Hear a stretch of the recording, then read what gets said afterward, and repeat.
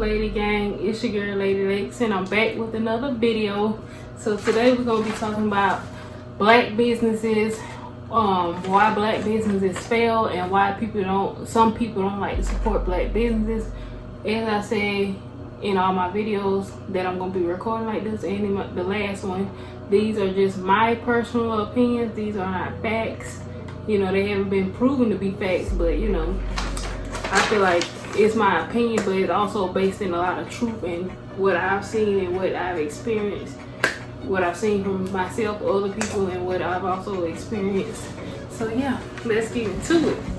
So I'm gonna start. I'm naming these in order, but these are in a particular, you know, order that turn this sound off on the TV because I don't want it to interrupt the video. But yeah, so these aren't in any particular order. They're just, I wrote it down on piece of paper because I forget stuff and lose my train of thought. So I'm gonna try to keep on my train of thought and not talk too much in this video. I'm gonna try not to make the video too long, but I could talk about this topic a lot because it's a lot to discuss when it comes to this topic. So, like I said, these aren't in like order based on importance. It's just, you know, all the things. So for the first thing I would say is lack of support. You know, a lot of businesses fail because people don't buy from them or support their business. And you know, a lot of people, I personally know, like, they'll get mad at their friends or their family members because they didn't support their business. And you know, that can be a cause for your business to fail, but you know, you can't just blame that because it's billions of people in this world. Just because your family and friends don't buy what you're selling does not mean other people are not going to buy what you're selling. You got to find people that want what you sell, like, or also possibly your family and friends may not need or have a need for the product. Like if you're selling makeup and nobody in your family wear makeup, or your family is mostly a lot of guys, you can't, you know, you get mad or expect them to buy it because they don't do it anyway. You know what I'm saying? They don't wear it or they have no need for it. So yeah, like I said, it's billions of people promote your business to other people. Like you can't just sit around like looking at the same 5-6 people, or just your family, friends, or people from your community, look for them to support your business, because like I said, it's billions of people in the world. They don't, it's for every person that don't support you, it's a person that will support you. So find people who actually want to support your business. Also, you know, like I said, promote your business everywhere. Like I don't just, like when I had my Lady Lex hair growth oil, and I'm, like I said, I'm gonna get back on that and get that back going again. But when I had my Lady Lex hair growth oil, I promoted it everywhere. I got friends on Snapchat that are like from all kind of different places. Like I put my Snap map, it's people like all over the United States in different cities, states, and all of that. So yeah, I put it on there. I got Instagram. People follow me on Instagram from all different places. You know, people even on YouTube. Like I know majority of my subscribers are not from my hometown, like, or not my family members. Like, you know, I got a lot of family members that are subscribed, but I would say maybe 200 at the most of my subscribers are from people, from like people that actually know me in real life or know of me in real life. So yeah, you definitely promote everywhere because it's gonna people. I got people buying from Snapchat. If people bought my hair all from Snapchat, Instagram, all kind of places. Like actually more people bought it from those places than people that I know. A lot of my clients bought it because obviously I do hair, so the hair growth oil, this like goes hand in hand. So a lot of my clients bought it, but outside of my clients, like the bulk of people came from like my different social medias. Let's see what else. Oh yeah, and like I said, your business, oh my God, if you sell online, your market is anybody in the world, or maybe in the United States. It's not just the people in your family or just the people in your hometown. It's people from anywhere. So your market is anywhere when you sell stuff online. So honestly, in my personal opinion, if you're going to sell a product that can be shipped, I would definitely suggest selling it online because you can get customers from anywhere. You don't have to just depend on a certain you know, group of people to buy from you because, you know, they're in your area. So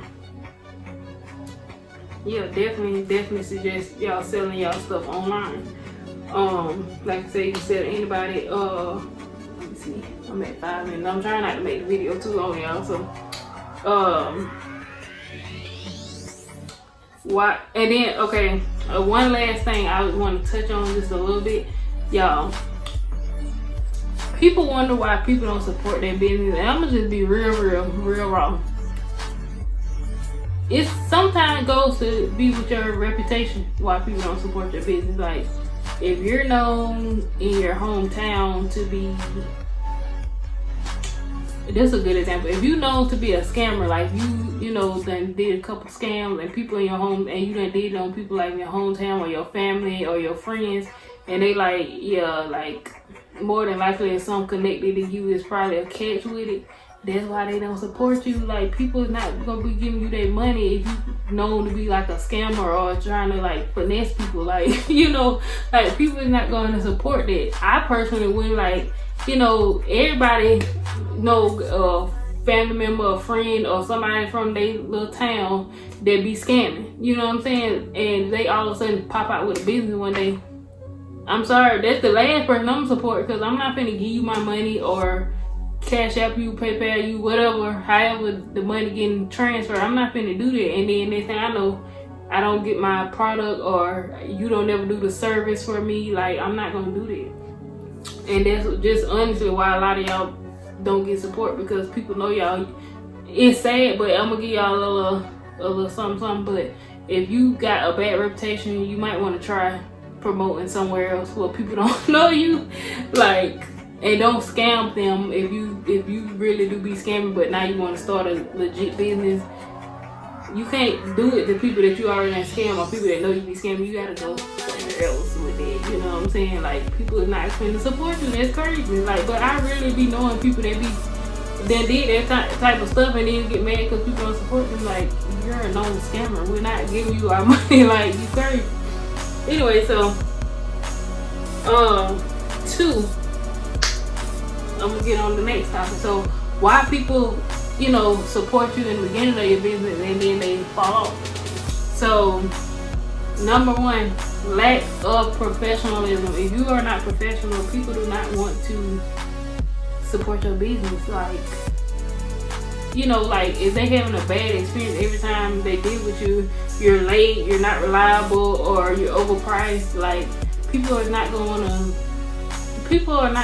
deal with it. Like, that's ridiculous. You know, people are not going to want to deal with it. So that's number 1, lack of professionalism.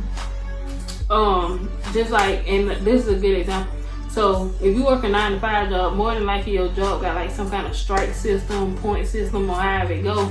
So that's how it is with your business. If you're late all the time, and the same customer or client that came to you, and they're like, you know, trying to do business with you, and you late 3-4 times in a row, strike through you out. You know what I'm saying? That's how I would be if I'm doing business with somebody and I dealt with them and it's on like 3 or 4 different occasions and they late every time. Like, I'm not gonna want to deal with you. And that's probably how y'all, that's how pretty much how anybody would be. I feel like when you doing your own business, you should be even more on time and on point than you were in somebody else's business. Like, when I used to work at Walmart, I used to work at Wendy's. Them was the only 2 like real jobs I had before I started my own business. You know, I try to be on time for my jobs, but if I was late, you know, I was late. You know what I'm saying? But with my business, I do not play that. Like, as y'all saw on my shop video, my shop is literally my yard. But I get up 2 hours, so if I have a 7 a.m. appointment, I'm up at 5 o'clock in the morning. I'm not gonna be late just to walk from my house to the shop. You know what I'm saying? That's because that's how on time I want to be and how on top of my business. Like, I try to get in here at least an hour before, at least between 30 minutes and an hour before my client gets here. So you know, just anything clean up, or sometimes I just sit in here and chill. You know what I'm saying? I don't want them to pull up and then they gotta wait on me to come out the house and all of that. Like, I want to already be in here, so when they get here, they just come open the door and I'm already in here ready and waiting on them. You know what I'm saying? I don't want to, you know, so as soon as they get here, we can go ahead and get started on their appointment. So oh yeah, this is the last one, y'all. This one is I found to be very interesting. You can be too professional for some people. You can be too professional, and that's why some people fall off. Like, I've had people like come get their hair done, and they'll come sit down. They'll be like, you know, you got any more clients today? I'm like, yeah. You know, they come after you, you know. So they like, so don't nobody else be here. So when I do hair, it be just me and the person, one-on-one. This was even before COVID started. Like, it's just me and the person, one-on-one. Nobody else working here but me. So, you know, I talk to my client, you know, but I don't be talking about like no messy, no drama stuff like that. You know what I'm saying? I might start talking about politics, or, you know, just different little common topics. I don't be talking about, like, you know, like I said, no messy stuff. So, you know, for some people, that bothers them. Like, they want, and I've heard people say that, like, people be saying, like, they like to go to the hair salon to get the tea, find out the local drama and all that stuff, but that's not what you're going to get when you come to me. So, some people don't like that. They think it's too quiet. Some people like, oh, it's quiet in here. You know what I'm saying? Like, it's not ratchet people walking in and out. It's not gossip being spread. When you come here, it's a nice, peaceful place. And that's what attracted a lot of people, but then also what turned a lot of people off. They like, you know, it's too quiet. You know what I'm saying? They like some type of drama going on, and it's too quiet for them. And then some people also don't like to pay deposits. They feel like it's not necessary, or they feel like I be doing the most, but I really don't. It's very simple. Just send your deposit and you got your appointment, and that's period. So, you know, it's not, you know, a difficult situation. And like I said, some people actually like going to the hair salon and sitting there for hours waiting to get their hair done. Some people like spending their whole day at the hair salon. I personally, I hated that. But some people like doing it. Some people like sitting around talking to people and stuff like that. I don't have no problem with talking to people, but when I'm doing business, I'm doing business. It's not about the hangout spot. It's about doing what I'm supposed to be doing, getting the job done, making sure you're happy and satisfied, and getting it done in the time that matters. I don't care who there. I don't care about no gossip. I don't care about none of the other stuff. You know what I'm saying? But like I said, some people want the whole experience with the gossip, with the lateness, with the, you know, with the slowness. They like that. So, you know, I'm just not the hairstylist for them, and that's fine. You know, like I said, you'll find, you know, some people absolutely love coming here, not having to wait in a quiet environment. You know, they can watch what they want to watch on TV, and it's just quiet, cool, calm, and collected, and no mess. But some people don't like it because it's too quiet. They want some mess, they want some drama. And with mess and drama, they come along, you have to wait to get your hair done, tardiness, you know, and a little bit of unprofessionalism, you know. But let's get off of that. Let's get on to the next thing. Okay, so I want to talk about money. This is the good part. Talk about the money when it comes to a business.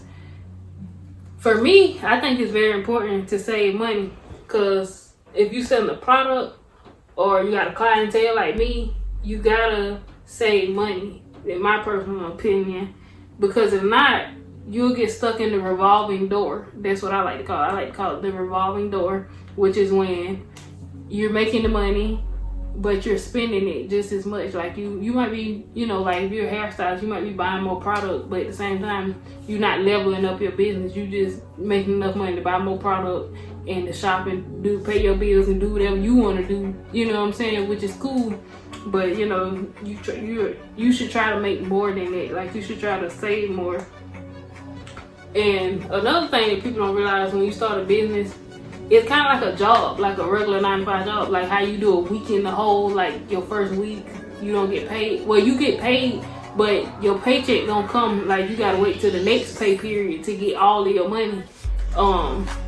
So yeah, with that being said, like that's how it is when you're set. Like when I sold my hair growth oil, I didn't make all my money back in the first week. You know what I'm saying? Like, that's not how it worked. And even if I did sell all my product, I've made a slight profit. You know what I'm saying? But then you gotta turn that around, buy some more, resell it, and then, you know, if you keep going with it, eventually you'll really start to see a profit. But you can't just get something, sell it one time and think that you're gonna see like boohoo profit and become rich.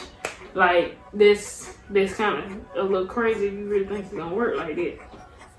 So you won't immediately see a profit.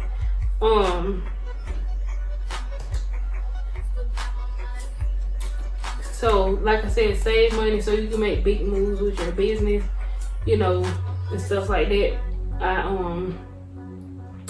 Yeah, you just gotta save money, because like when you want to buy when you want to make big purchases and stuff for your business, if you don't have no money, say you can't do it, or you can do it, but you gotta finance it. And then if you gotta finance it, then your credit gotta be good. So hopefully your credit good. If your credit ain't good and you ain't got the money, then you really out of luck. You really, you know, just on stuck. Okay, and last tip of all of them, which I think is a very important one, is you go too big too fast with your business. So I'm gonna give y'all a very short story time. I'm not gonna make this video long, but I did hair inside my house. I just got my building. This is probably like my 3rd year doing hair. And y'all saw, hopefully if y'all didn't see, y'all need to see my building, how I turned a shed into a shop. It's almost done. The complete tour should be coming soon, but you know, give me some time because I'm still working on the bathroom. But yeah, this was a process, you know what I'm saying? Like I didn't just wake up one day and say, oh, I want to do hair, and then have enough money to buy a building and do all the stuff that I did. Like I worked, I built up a clientele with people coming to my house, and I was saving money as I was doing it. You know what I'm saying? Then I had some people like, oh, why don't you, you know, get you building. It's a building for lease, such and such place. It's a building, or it's a booth for rent in such and such shop. Like, you know, people kept throwing that idea at me, and I guess they probably was thinking like, she just want to do hair at her house. You know what I'm saying? Like she must ain't really trying to develop her business. No, I was thinking, I was playing chess, not checkers. I was not about to go pay somebody booth rent or pay a lease at a building when I was eyeballing these buildings the whole time. I just was saving my money, you know what I'm saying? And then they have places in my town, and I'm sure wherever y'all at too, like everywhere you look, they got these little shed buildings for sale. I mean, for sale, or you can like finance them and stuff like that.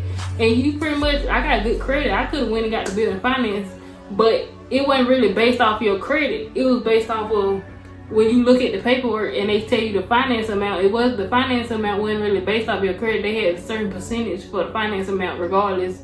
Like if you got approved, that was your percentage. No matter how good your credit was, your percentage was gonna be that certain amount.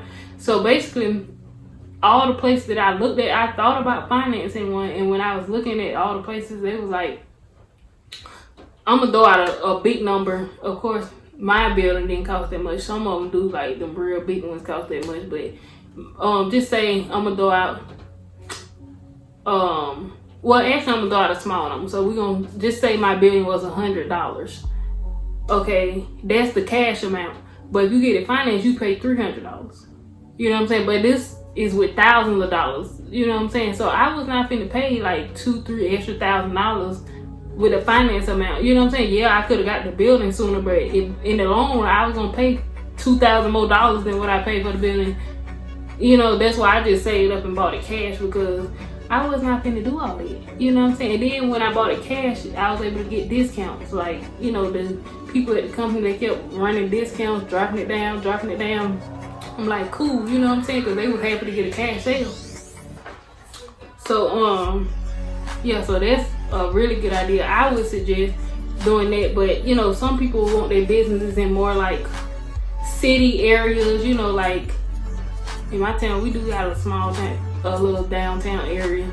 But, you know, like in bigger cities, some people want to be downtown and blah, blah, blah, blah. But I'm going to tell you this right now. It don't matter if you're downtown or you just outside the city limits. If people gonna support your business, they're gonna support your business. You don't have to be downtown on the main front street for people to support your business. As long as you promote your business and you're in a professional environment, you know, nobody really cares if you on the storefront on Main Street. You know, people gonna support regardless. Let me see. Okay, I'm almost at 20 minutes. Let me go ahead and wrap it up. I got 2 more points. Also, like I said, if you go too big too fast, so if you go too big too fast, So basically, you just started out your business and you immediately trying to go in and lease or rent out a building. You haven't even built up your customer, clientele, whatever it is, your product that you're selling. You haven't even gave yourself time. It's okay to start small. Like, people, it is what it is. Some people might be too proud, but I did hair at my house, and I'm not too proud to say that. And I'm still technically at my house, but I'm in its own separate. It got a little shop now. You know what I'm saying? And I'm cool with that. But some people, like I said, want to go too big, too fast. And then when you do that, you gotta realize you got overhead costs now. You got rent to pay. You got, lights and all that stuff, which you got lights no matter where you go. But if you save your money by cash, then all you have to worry about is lights and taxes. You know what I'm saying? Which lights is once a month, which is really not that much money. You know what I'm saying? And then taxes once a year. You have all year to save your money and put back so you can pay your taxes once a year. I'm talking about property taxes. For those of y'all who don't know, I am not talking about like paying taxes for your business. I'm talking about like the actual property that you own.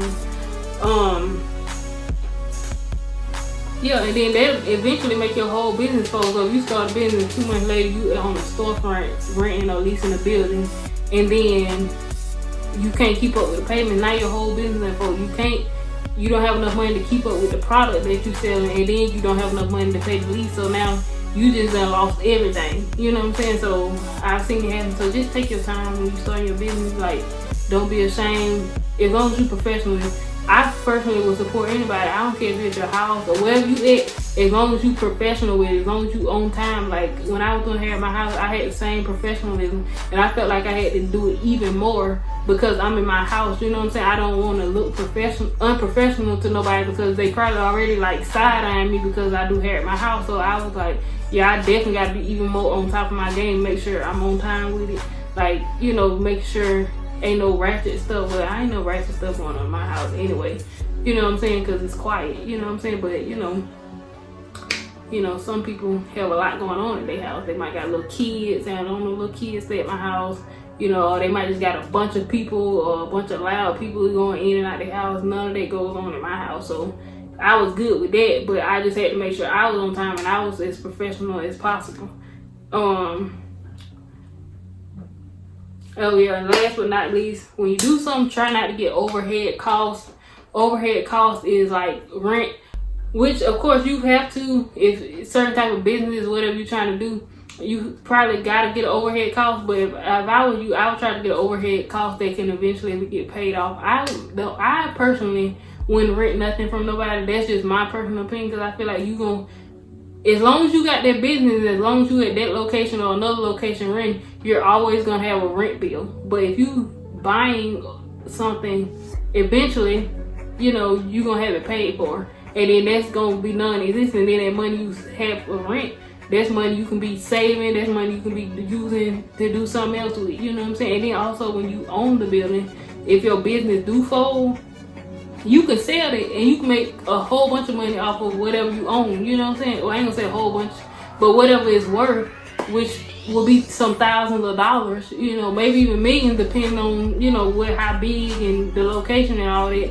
But it's gonna be a good bit of money. Probably some people's pay in a year. That's how much you'll make selling the property. But yeah, I'm not gonna get into all that. I can't spill y'all all my little thoughts, I feel like I'm smart, but I don't be trying to spill all the tea, because it's kind of common sense, you know what I'm saying? But some people don't think about stuff till you give them the idea. So anyway, yeah, try not to get overhead costs, and that's another reason why I didn't booth rent either. Like, I could have booth rented, but at the same time, like I said, now I got my own shop. It's paid for my lights, and stuff like that, and I'm good. You know what I'm saying? Like, I don't have to worry about busting out X amount of hundreds of dollars a month to pay booth rent or lease. I don't have to worry about none of that because my building paid for.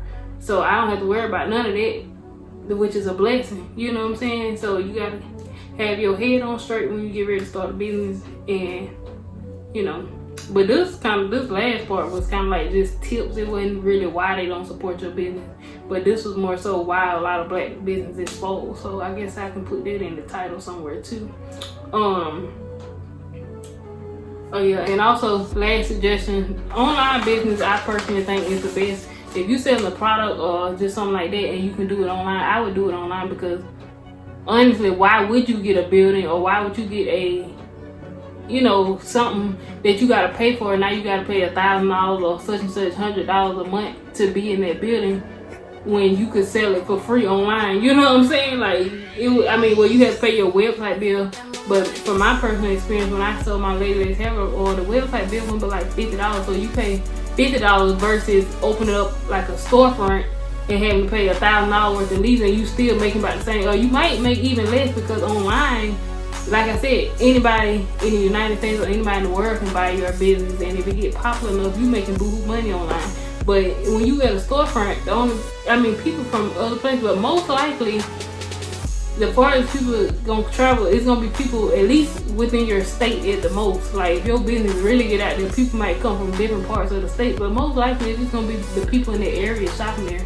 So that limits your clientele. They limit the, you know, amount of customers and the amount of money you're gonna make, and then they also give you overhead costs. So yeah, that's just some of my little tips. So yeah, y'all make sure y'all like, comment, and subscribe. And like I said, if y'all like these type of videos, comment, let me know, and I'll catch y'all in the next video. Peace.